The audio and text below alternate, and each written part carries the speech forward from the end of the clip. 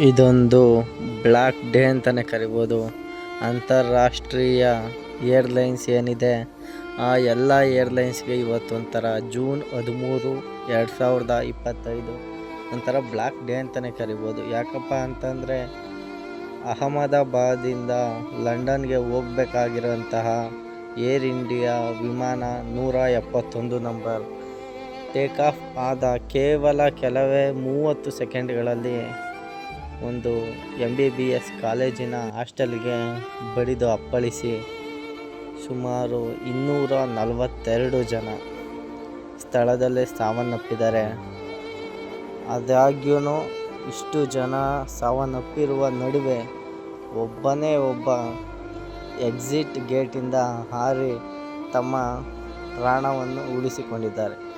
So ಈ ವಿಷಯನ ನಾನು ನಿಮ್ಮ ಜೊತೆ ಹಂಚ್ಕೊಳ್ಳೋದಕ್ಕೆ ನಾನು ಈ 242 ಜನ ಏನು ಈ ಒಂದು ಫ್ಲೈಟ್ ಬ್ಲಾಸ್ಟ್ನಲ್ಲಿ ಮರಣ ಹೊಂದಿದಾರೋ ಅವರಲ್ಲಿ ನಾನು ಸಂತಾಪ ಸೂಚಿಸುತ್ತಾ, ಈ ಒಂದು ವಿಮಾನ ಬ್ಲಾಸ್ಟ್ ಅನ್ನೋದು ಯಾಕಾಗುತ್ತೆ, ಈ ಒಂದು ವಿಮಾನದಲ್ಲಿ ಏನೇನು ಅಡೆತಡೆಗಳಿತ್ತು, ಏನು ಲೋಪ ಇತ್ತು, ಇದನ್ನೆಲ್ಲ ಪೈಲಟ್ ಮೊದಲೇ ನೋಡಿಲ್ವ ಅನ್ನೋದು ಒಂದು ಮೊದಲನೇದಾಗಿ ತಲೆಯಲ್ಲಿ ಬರುತ್ತೆ. ಅದಾಗೇನೂ ಕೂಡ ಈ ಫ್ಲೈಟಲ್ಲಿ ಹೋಗಬೇಕಾಗಿದ್ದಂತಹವರು 10 ನಿಮಿಷ ಲೇಟಾಗಿ ಬಂದು ಫ್ಲೈಟ್ ಮಿಸ್ಸಾಗಿ ಅವರು ಜೀವನ ಉಳಿಸ್ಕೊಂಡು ನ್ಯೂಸ್ ಪೇಪರಲ್ಲಿ ಹೇಳ್ತಾರೆ, ನಾವು ಪೂಜೆ ಮಾಡ್ತಿರುವಂತಹ ದೇವರು ಇವತ್ತು ನಮ್ಮ ಜೀವವನ್ನು ಕಾಪಾಡಿದ್ದಾರೆ ಅಂತ. ಸೊ ನಾವು ಈಗ ಅವ್ರು ಹೇಳಿಸ್ಕೊಳ್ಳೋದು ನೋಡ್ಕೊಂಡ್ರೆ ಲಕ್ ಫ್ಯಾಕ್ಟರ್ ಆಯಿತು ಅವ್ರಿಗೆ ಅನ್ನಿಸ್ತಾ ಇದೆ.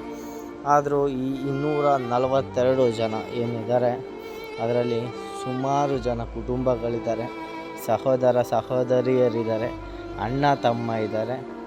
ಹೀಗೆ ಒಂದು ಡಾಕ್ಟರ್ ಕುಟುಂಬ ಪುಟಾಣಿ 2 ಮಕ್ಕಳನ್ನು ಕಳ್ಕೊಂಡು ತಂದೆ ತಾಯಿ ಒಟ್ಟು 5 ಜನ ಕುಟುಂಬ ಅವ್ರನ್ನ ಕಳ್ಕೊಂಡಿದೆ.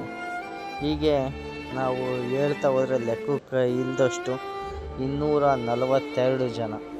ಮೊನ್ನೆ RCB ಚಿನ್ನಸ್ವಾಮಿಲಿ ಬೆಂಗಳೂರಲ್ಲಿ ಯಾವ ಥರ ಒಂದು 11 ಜನ ಕಾಲು ತುಳಿತದಲ್ಲಿ ಸತ್ತೋಗಿದ್ರು, ಅದು ಒಂದು ಅಮಾನವೀಯ ಅಂತ ನಾವು ಹೇಳ್ತಾ ಇದ್ದೋ. ಈಗ ಅದಾಗಿ ಅದು ಅವರು ತಪ್ಪು ಮಾಡಿಕೊಂಡು 11 ಜನ ಪ್ರಾಣ ಬಿಟ್ಟರು ಅಂತ ನಾವು ಹೇಳಬೇಕಾದ್ರೆ ಈ 242 ಜನ ಏನು ಸಾವಾಗಿದ್ದಾರೆ ಇವ್ರ ಬಗ್ಗೆ ಏನು ಹೇಳೋದು ನಾವು.